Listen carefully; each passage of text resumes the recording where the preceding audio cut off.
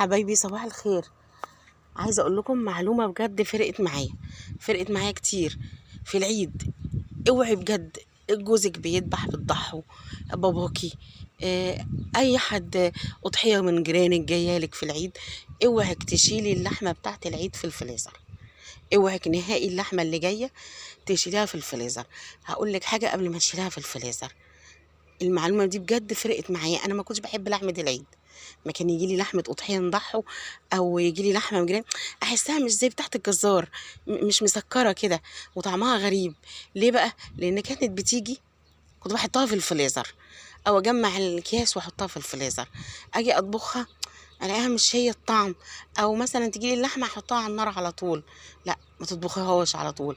لحمه العيد يا جماعه الاضحيه امسكيها حطيها على طبق واسع او صينيه وحطيها في التلاجة من تحت يوم كامل تتشمع زي الجزار ما بيعمل بالظبط.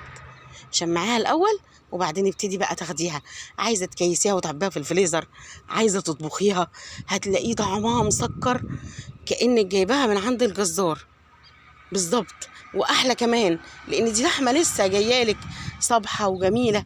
كنا بنتضايق منها، لكن والله ابدا فعلا التشميع ده بيفرق. بيتيها يوم كامل في التلاجة من تحت على صواني واسعة، متحطهاش فوق بعض تعمل ايه الدم كده على بعض.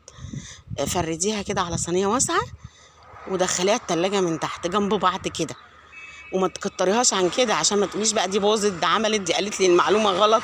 لا طبعا، انت تفرديها كده على حاجة واسعة، تبقى كل قطعة جنب بعضها ما يبقاش فوق بعض، وتحطيها في التلاجة يوم كامل.